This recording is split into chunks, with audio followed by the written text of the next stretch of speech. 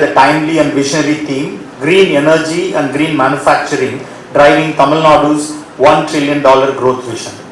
On behalf of the FICCI Tamil Nadu State Council, I extend my heartfelt gratitude to all of you for joining us today. Tamil Nadu has always been a beacon of industrial excellence, innovation and progressive governance. As we aspire to become a $1 trillion economy, it is abundantly clear that clean energy will be the backbone of this journey. Not just any energy, but clean, reliable, affordable and sustainable energy.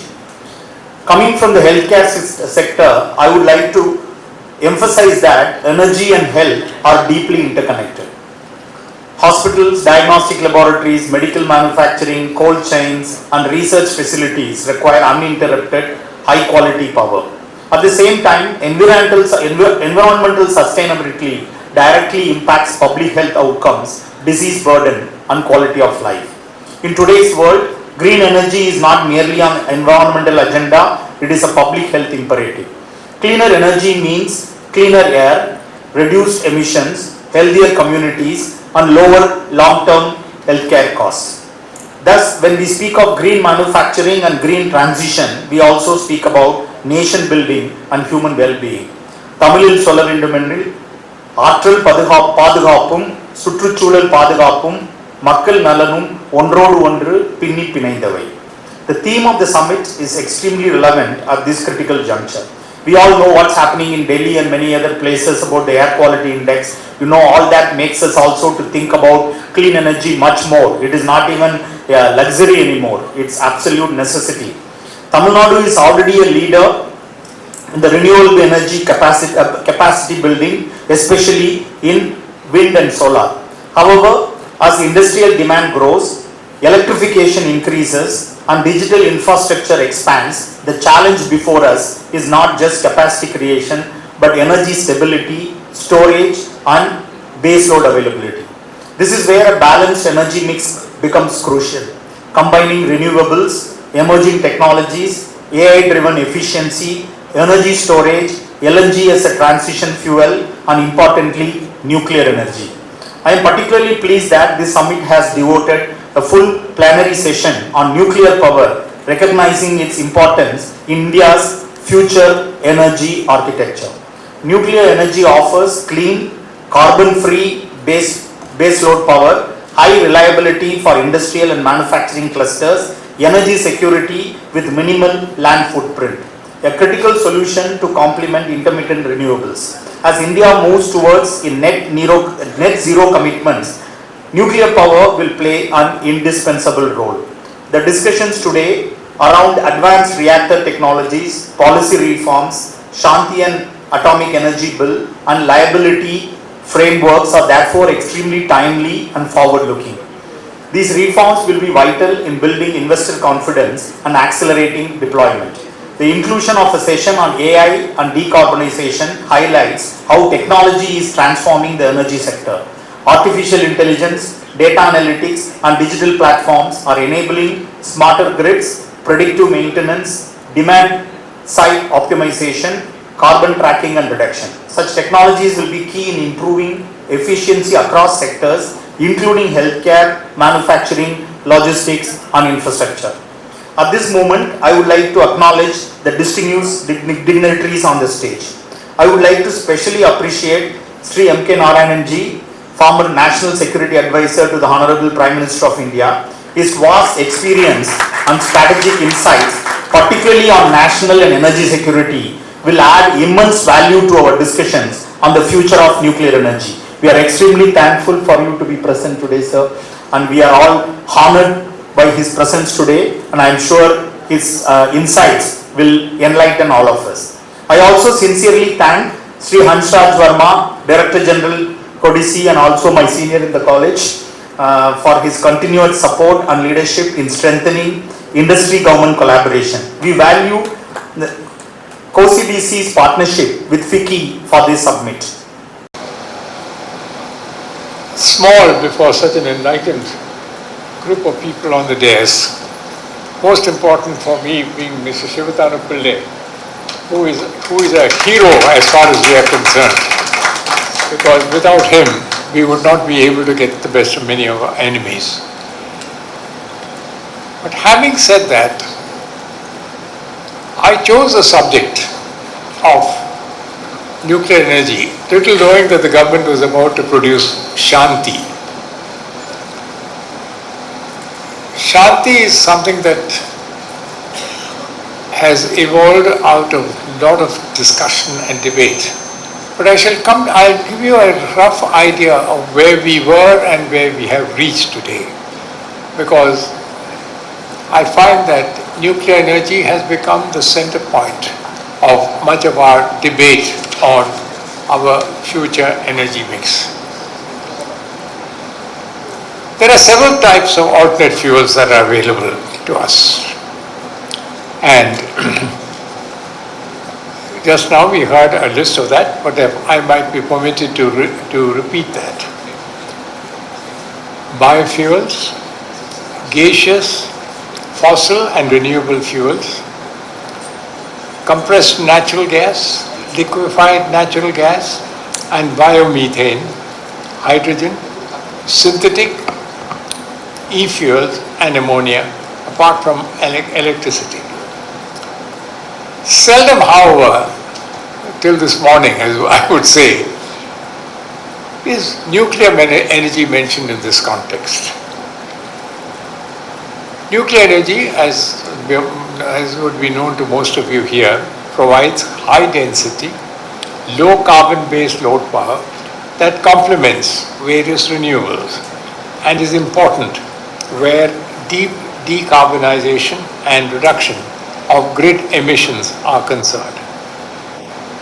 Hence, I intend in my short address today to highlight the importance of nuclear energy rather than treat it as a kind of a bystander in the process, and say that I know that there are concerns about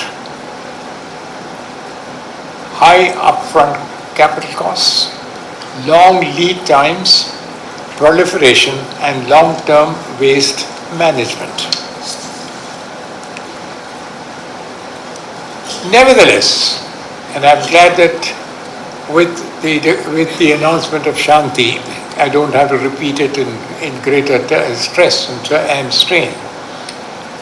I do believe that nuclear energy would in the future constitute perhaps, if not the most important, one of the most important components of the very energy mix that we need. This is because many things have taken place that have made nuclear energy more acceptable as part of the wider energy mix. As I said, the recent declaration of the Prime Minister about private sector participation in nuclear energy matters, something that had been taboo in the past, is again certain to lead to a new interest in nuclear energy for peaceful purposes. As a powerful, low-carbon backbone for electricity and industrial heat, I believe, and I do reiterate, that we should make a leap of faith to say that given the progress made in terms of nuclear energy in recent years, it comes near the top when we consider alternate fuels.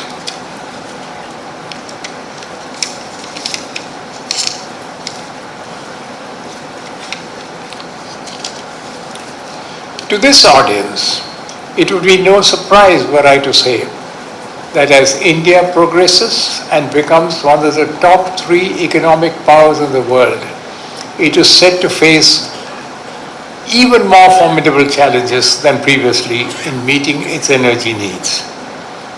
Given the shortage of time, I shall, however, avoid talking in detail about the disadvantageous population to energy ratio that we face,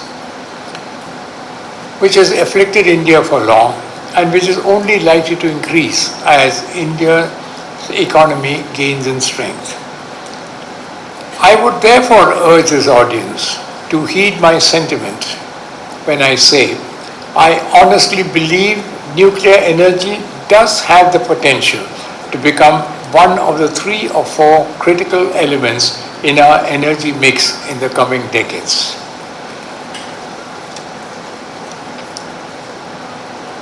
I say this with a degree of confidence. As has been mentioned on a few times from the dais, I was India's National Security Advisor between 2005 and 2010. I was both a witness as also a participant in the strong foundations that were laid at that time for a quantum leap in nuclear energy generation and in ensuring greater availability of nuclear fuel for this purpose. Admittedly, however, there were certain developments that had come which put a sort of a stop to this for some time, but the situation has changed for the better in recent times. For the benefit of this audience, I wish to say that prior to 2008, our civil, nuclear and strategic programs were not இந்திய தொழில் கூட்டமைப்பு சங்கம் FICCI சார்பாக வந்து Don energy submit 2025 இது 15வது edition. இது தொடர்ந்து வந்து எவ்ரி இயர் வந்து பண்ணிட்டு இருக்கிறோம். இது ஆரம்ப காலத்தில் பண்ணுற டயத்தில் நமக்கு தமிழ்நாட்டில் இந்தியாவில் வந்து எனர்ஜி பற்றாக்குறைகள் இருக்குது, அதை என்ன பண்ணலாம் அப்படிங்கிறத பற்றி பேசணும். அதுக்கப்புறமா எனர்ஜி பற்றாக்குறைங்கிறதெல்லாம் நீங்கி நம்ம வந்து செல்ஃப் சஸ்டெய்னிங்கிற மாதிரி வந்த பிறகு எப்படி வந்து சஸ்டைனபிலிட்டி, எப்படி க்ரீன் எனர்ஜி பண்ணணும் அப்படிங்கிறதெல்லாம் பேச ஆரம்பிச்சிருக்கிறோம். முக்கியமாக வந்து இப்போ தமிழ்நாடு வந்து வளர்ந்து வர்ற ஒரு மாநிலமாக இருக்குது. போன வாரம் கேள்விப்பட்டிருப்பீங்க, ரிசர்வ் பேங்கோட ஒரு அறிக்கையில் ஸ்டாட்டிஸ்டிக்கல் ரிப்போர்ட்டில் வந்து தமிழ்நாடு வந்து டாப் ஹையஸ்ட் 16% வந்து வளர்ச்சி அடைஞ்சிருக்குது ஜிஎஸ்டிபியில் அப்படின்னு சொல்லி குறிப்பிட்டிருக்குது. மற்ற ஸ்டேட்டுங்களை விட நம்மளுக்கு தான் வந்து அதிகபட்சமான வளர்ச்சி. இந்த வளர்ச்சியில் முக்கியமாக எடுத்துக்கிட்டிங்கன்னா 33% வந்து தொழிற்பங்குகளோட பங்களிப்பு இருக்குது. ஸோ இப்படி இருக்கிற நம்முடைய ஜிஎஸ்டிபி வந்து 1 ட்ரில்லியனை நோக்கி 2030க்குள்ளே வளரணும் அப்படின்னா அதில் வந்து நிறைய சேலஞ்சஸ், அதாவது என்னென்ன முறைகளை சிந்திச்சு அது வரணும் அப்படின்னு சொல்லி இருக்குது. அதில் முக்கியமாக பார்க்குறப்ப வந்து ரெனியூவல் எனர்ஜி ப்ளஸ் வந்து அது இல்லாமல் வந்து எப்படி எனர்ஜி கன்சர்வேஷன், இருக்கிற எனர்ஜி எப்படி நம்ம வந்து கன்சர்வ் பண்ணி அதை எப்படி பெட்டர் எஃபிஷியன்சி பண்ணுறதுங்கிறதுல முக்கியமாக பார்க்குறோம். இதெல்லாம் இருக்க புது விதமான எனர்ஜி என்ன வேணும். இப்போ நமக்கு வந்து ரெனியூவல் எனர்ஜி இருக்குது, இருந்தாலும் வந்து அதில் வந்து நமக்கு சேலஞ்சஸ் வந்து ஸ்டோரேஜஸில் இருக்குது. இப்போ விண்ட், சோலார், ஹைட்ரோ எல்லாமே இருந்தாலும் ஸ்டோரேஜஸ் வந்து நைட் டயத்தில் இல்லை, இந்த மாதிரி உள்ள சேலஞ்சஸ் இருக்குது. அதுக்கு வந்து பார்த்தீங்கன்னா ரேர் எர்த் வந்து ரொம்ப ஒரு சேலஞ்சிங். பிகாஸ் வந்து ஒரு 5 மெகாவாட் ஒரு விண்ட் டர்பைன் எடுத்துக்கிட்டிங்கன்னா 600 டன் பர்மனன்ட் மேக்னெட் வேணும். இதெல்லாம் இந்தியாவில் நம்மளால் இப்போ தயாரிக்க முடியாததுனால என்ன பண்ணுறோம்னா இம்போர்ட் பண்ணுறோம். அந்த மாதிரி இம்போர்ட் பண்ணி டிபெண்டன்ஸ் எல்லாம் குறைக்கணுங்கிறதுல ஒரு குறிப்பாக ஒரு இது பார்க்குற டயத்தில் நியூக்ளியர் எனர்ஜி வந்து நமக்கு ஒரு முக்கியமான ஆயுதமாக கிடைக்குது. அந்த நியூக்ளியர் எனர்ஜியில் பார்க்குறப்ப நம்ம இவ்வளோ நாள் வந்து பண்ணியிருக்கிற வெவ்வேறு ஆராய்ச்சிகள், முயற்சிகள் மூலமாக வந்து 8800 மெகாவாட் வந்து நம்மளதில் 23 ரியாக்டர் மூலமாக உற்பத்தி பண்ணிகிட்டு இருக்கிறோம். இதை வந்து 2047க்குள்ளே வந்து 100 கிகாவாட், 100 லட்சம் மெகாவாட், அதான் அவ்வளோ உற்பத்தி பண்ணுறதுக்கு வந்து கவர்மெண்ட்டில் வந்து எல்லா ஆயத்த பணிகளும் பண்ணுறாங்க. அதுக்கு வந்து நம்மளதுல வந்து நம்மளோட அட்டாமிக் எனர்ஜி ஆக்ட், அப்புறம் சிஎல்என்டிஏன்னு சொல்லி civil nuclear liability and damage act அப்படின்னு சொல்லி 2 ஆக்டும் வந்து ரொம்ப பழையதாக உள்ளது. 1962 பண்ணது வந்து இந்தியன் எனர்ஜி அட்டாமிக் ஆக்ட். சிஎல்என்டிஏ வந்து 2010 பண்ணது. இதில் வந்து நிறைய சேஞ்சஸ்லாம் வரணுங்கிறதுக்காக இது எல்லாத்தையும் சேர்த்து சப்ஸ்யூமிங்னு சொல்லுவாங்க, இது எல்லாத்தையும் சேர்த்து சாந்தின்னு ஒரு பில்லு வந்து கேபினெட் வந்து அப்ரூவ் பண்ணியிருக்குது. அது என்ன, sustainable harnessing of nuclear energy for transforming India அப்படின்னு பேர். இதை வந்து கேபினெட் வந்து போன வெள்ளிக்கிழமை அன்னைக்கு அப்ரூவ் பண்ணிட்டாங்க. இதை வந்து வர்ற பாராளுமன்றத்தில் வந்து it's going to be table for discussion and approval. இதில் வந்து முக்கியமாக வந்து ப்ரைவேட் செக்டர்ஸ் வந்து தனிப்பட்ட இவர்கள் எப்படி வந்து முதலீடு செய்கிறது, அது எப்படி விரிவாக்கம் பண்ணுறது அப்படிங்கிறது வந்து அதில் எல்லா வரைமுறைகளையும் கொடுத்துருக்குது. இதில் லைபிலிட்டின்னு சொல்கிறது, அதில் இன்கேஸ் ஆஃப் எனி டேமேஜ் இருந்தால் லைபிலிட்டிஸ் எப்படி அட்ரஸ் பண்ணுறது, இன்சூரன்ஸ் எப்படி பண்ணுறது அப்படிங்கிறதெல்லாம் பண்ணி ஒரு 64 பக்கம் அறிக்கையை வந்து சாந்தி பில்லுன்னு சொல்லி ஆல்ரெடி வந்து அனௌன்ஸ் பண்ணியாச்சு. இதெல்லாம் வர்றதுனால நம்மளுக்கு வந்து வர்ற நாட்களில் வந்து மிகவும் நம்மளுடைய நியூக்ளியர் நம்மளுடைய எனர்ஜி செக்யூரிட்டி வந்து ரொம்ப வந்து செக்யூர்டாக வர்றதுக்கு உள்ள வாய்ப்புகள் இருக்குது. இதெல்லாம் இருக்கிறப்போ வந்து இதெல்லாம் மேனேஜ் பண்ணுறதுக்கு நம்ம டெக்னாலஜி வேணும். அதுக்கு வந்து நம்ம இதில் வந்து ஏஐ மாதிரி இப்போ வளர்ந்து வர்றப்ப ஏஐ வந்து நீட்ஸ் ஹியூஜ் பவர் வேண்டியது இருக்குது. ஏன்னா நம்ம 24/7 நம்ம ரன் பண்ணிட்டு இருக்கிறதுனால இப்போ கம்ப்யூட் பவருங்கிறது வந்து ஆயில் எப்படி எக்கானமி இருந்துச்சோ, இப்போ எப்படி கோல் எக்கானமி எப்படி ஆச்சோ, அது மாதிரி வந்து கம்ப்யூட் பவருங்கிறது ஒரு பெரிய எக்கானமியாக வரப்போகுது. இந்த டேட்டா சென்டர்ஸ்கள் 24/7 நம்ம தொடர்ந்து எல்லா நாளும் நடத்தணும்னா அதுக்கு வந்து வேண்டியது இருக்குது. அதுக்கு வேண்டிய பவருங்க வந்து அதோட இன்வெஸ்ட்மெண்ட் எடுத்தாவே $7 trillion வந்து 2030 வேணும்னு ஒரு மெக்கன்சியோட அறிக்கை சொல்லுது. இதெல்லாம் எப்படி நம்ம முன்னெடுத்து பண்ண போறோம், எப்படி பண்ண போறோம் அப்படின்னு சொல்லி பார்க்குறோம். இதுல எல்லாம் எல்லாத்தையும் நம்ம பண்றது எதுக்குன்னா, தமிழ்நாடுக்கு வந்து இதோட பயன்கள் வந்து இந்த மாதிரி உள்ள ரியாக்டர்ஸ் இந்த மாதிரி உள்ளதெல்லாம் வர்ற டயத்துல எப்படி இதோட பெனிஃபிட்ஸுங்க வந்து we are going to take it. And இந்த பெனிஃபிட்டுங்க வர்றது எல்லாமே நம்மளுடைய சாதாரணமான ஒரு அடிப்படை இருக்கிற நம்ம ஒரு எம்எஸ்எம்இ கம்பெனிகளுக்கோ ஒரு நம்மளோட பாட்டம் ஆஃப் தி பிரமின்னு இருக்கிற காமன் மேனுக்கு எப்படி போகணுங்கிறத ரொம்ப இம்பார்ட்டன்ட். நம்மளுக்கு 33% வந்து தொழிலோட பங்களிப்பு நம்ம ஜிஎஸ்டிபியில் இருக்கிறதுனால இந்த வளர்ச்சிகள் எல்லாமே இந்த ரியாக்டர் டெக்னாலஜி வளர்றதோ, நியூக்ளியர் வளர்றதோ, ரெனியூபிள் வளர்றது எல்லாமே வந்து ஏஐ இது எல்லாம் வளர்றதுமோ அது எல்லாத்துக்கும் வந்து நமக்கு ஒரு எம்எஸ்எம்இயோட க்ரோத்துக்கும் ஒரு சாதாரண மனிதனோட க்ரோத்துக்கும் வந்து வர்றதுக்கு வந்து ரொம்ப முக்கியமாக இருக்கும். அதற்காக இன்னைக்கு வந்து இந்த கான்ஃபரன்ஸ் வச்சுருந்தோம். அந்த கான்ஃபரன்ஸில் வந்து ரொம்ப சிறப்பாக உரையாற்றிய திரு எம்.கே. நாராயண், முன்னாள் நம்முடைய national security adviser, Thiru Sivathanu Pillai, BrahMos founder, அப்புறம் திரு ஹன்ஸ்ராஜ் வர்மா சார், கோசிடிசி அந்த ஆர்கனைசேஷனோட தலைவர், அப்புறம் நம்முடைய தலைவர்கள் ஒவ்வொரு துறையில் உள்ளவங்க, Venkatesh sir from Soltrium technology and mister Rajendran from Everenew and mister doctor Arun பிரசாத்னு அவர் துபாயிலேருந்து இதுக்காக வந்திருக்காரு. அவர் ஸ்டார்ட் அப் நிறுவனங்களில் ஏஐ எப்படி யூஸ் பண்ணி டெக்னாலஜி பண்ணுங்கிறத பற்றி பேச போகிறார். இது மாதிரி எல்லா ஆம்பைகளும் சேர்ந்து வந்திருக்கிறோம். இது எல்லாம் பண்ணி நம்மளுடைய கடைசி குறிக்கோள் என்னன்னா, தமிழ்நாடு எப்படி முன்னிலைமாக்கிறது, இந்தியாவை எப்படி முன்னிலை நாடாக கொண்டு வர்றது, வேர்ல்டுக்கு வந்து நம்மளோட பீஸ்ஃபுல்லாக இந்த எனர்ஜிகளை எப்படி யூஸ் பண்ணுறதுன்னு ஒரு ரோல் மாடலாக காமிக்கணும். இது எல்லாரும் நம்மளுடைய சாதாரண மனிதனோட வாழ்க்கை தரத்தை மேல் நிறுத்தி கொண்டு வர்றது தான் நம்மளோட முக்கியமான குறிக்கோள். இதற்காக பண்ணுறோம். இது வந்து நம்மளோட சென்னையில் மட்டும் இதை வந்து நம்ம பண்ணுறதில்ல, இந்த Tier 2 cities, Tier 3 சிட்டிக்கும் போயிட்டு லைக் வந்து ராணிப்பேட்டில் இதே மாதிரி ஒரு ப்ரோக்ராமும் பண்ணியிருக்கிறோம். ஸோ இது மாதிரி ஒவ்வொரு சிட்டிக்கும் போய் நம்ம ஃபிக்கி அமைப்பில் பண்ணுறோம். இதற்காக வந்து நிறைய ஆர்கனைசேஷன்ஸ் வந்து ஸ்பான்சர் பண்ணியிருக்கிறாங்க, சப்போர்ட் பண்ணியிருக்கிறாங்க. டெல்லி, பெங்களூர், மும்பை மாதிரி மாநிலத்தில் வந்திருக்கிறாங்க. இது ஒரு 3 மாதமாக வந்து எஃபர்ட் எடுத்து கோசிடிசின்னு ஒரு ஆர்கனைசேஷன் ஃபிக்கியும் சேர்த்து டுகெதர் இதை நிறைய எஃபர்ட்ஸ் எடுத்து பண்ணியிருக்கிறோம். இது பண்ணதுக்கு வந்து உதவியாக இருந்த எல்லா ஆர்கனைசேஷன்ஸு எல்லாம் இவங்களுக்கும் ரொம்ப நன்றி. என்னுடைய நண்பர்கள், என்னோட well wishes for FICCI and எல்லாமே here. And Thiru Santhakumar join. So they are also here. So this will make it a much bigger attraction over a period of time. Thank you so much. The Shanti Atomic Bill was introduced in the Parliament. Shanti stands for Sustainable Harnessing and Advancement of Nuclear Energy for Transforming India. The key operative portion is, friends, transforming India. We have a goal of Viksit Bharat 2047. We have a net zero goal of 2070. In all this, green manufacturing is going to play a very important role. In the journey for Viksit Bharat, Tamil Nadu, which is India's most advanced economy, industrial base and hub, which is India's growth engine, will lead the way through green manufacturing. So timing of this event, the theme of the event, Tamil Nadu's 1 trillion vision of the Honorable CM, powered by green manufacturing. Friends, you will see a logo here, COSI-DC. You may be aware of CII, SOCHM, FICCI. COSI-DC is something new to all of you. I am the director of COSI-DC. It's not for profit. It is Delhi-based with the mandate to promote sustainability and competitiveness of Indian MSMEs. We work across India, pan-India, and with this nuclear energy sector opening up, it's going to offer tremendous opportunities for localization of technology for the MSMEs. Here, COSIDs can be a partner for the industries.